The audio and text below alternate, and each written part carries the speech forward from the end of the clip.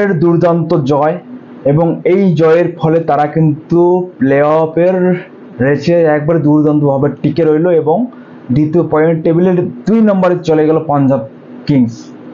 এবং আজকে একটা দুর্দান্ত জয় নিল এবং চেন্নাইয়ের মাঠে গিয়ে জয় এবং দুর্দান্ত জয়, সেখানে আবার 190 রান চেঞ্জ করে জয়, সেটাও বিশাল।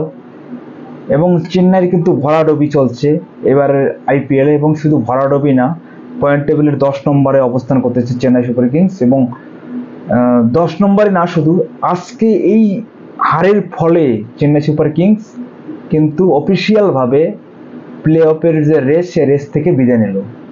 টুর্নামেন্টের যে একটা প্লে অফ রেস আছে, এই রেস থেকে চেন্নাই বিদায়।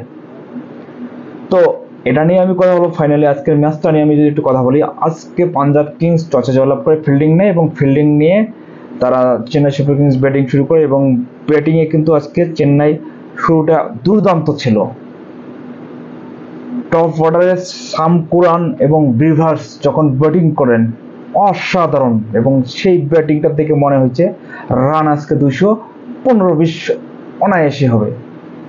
কি এমন হয়ে গেল তাদের ব্যাটিংয়ে, যখন সাম কুরান 47 বলে 88 রান করেন, 187 স্ট্রাইকে ব্যাটিং করেন, সেখানে যখন আউট হওয়ার পর এবং বিভার্স 32 রান করে আউট হওয়ার পর তারপরে হয়ে গেল ছন্দপতন। এবং এই ছন্দপতনেই কিন্তু তাদের একদম অল আউট, এবং শেষের 12-13টা বল খেলতেই কিন্তু তারা অল আউট হয়ে যায় এবং শেষের আরও 4টা বল তারা খেলতেই পারেনি।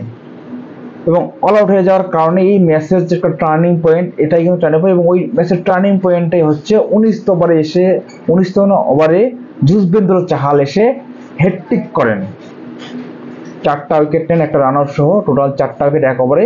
ম্যাচের টার্নিং পয়েন্ট আমার কাছে মনে হচ্ছে ওটাই, ওই 4টা উইকেটই ম্যাচের টার্নিং পয়েন্ট। তাহলে রান কিন্তু 210-15 চোখ বন্ধ করে হতো, তখন 210-15 হলে ম্যাচের কিন্তু পরিস্থিতি পাল্টে যেত। তো বাই দ্য ওয়ে, ফাইনালে আজকে যুজবেন্দ্র চাহাল কিন্তু হ্যাটট্রিক করলেন এবং এই হ্যাটট্রিকের ফলে এবারের আসরে, এই আইপিএলে এবারের আসরে প্রথম হ্যাটট্রিকের দেখা পেল, সেটা যুজবেন্দ্র চাহাল। এবং যুজবেন্দ্র চাহাল তার নামের পাশে দ্বিতীয় হ্যাটট্রিক তুলে নিলেন আইপিএলে। তো তারপর যখন 4 উইকেট যখন জয় হয়, তো পাঞ্জাব যখন ব্যাটিং শুরু করলো, পাঞ্জাবের ব্যাটিংটা শুরুতেই কিন্তু দুর্দান্ত ছিল। প্রবীর শরণ এবং আয়ানের ব্যাটিং দুর্দান্ত পার্টনারশিপ ছিল একটা তাদেরও। এবং প্রবীর শরণ সিং 54 রান করে আউট হন। এবং তারপরে ক্যাপ্টেন শ্রেয়াস কিন্তু দুর্দান্ত ইনিংস খেলেন, 41 বলে 72 রান করেন। এবং শেষের দিকে শশাঙ্ক সিং 12 বলে 23 রান করেন।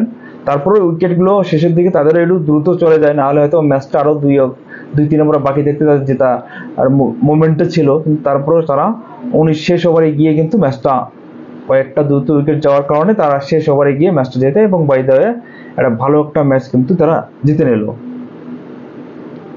এবং জিতে নেওয়ার ফলে আমি যদি একটু পয়েন্ট টেবিলটা নিয়ে সংক্ষেপে একটু কথা বলি।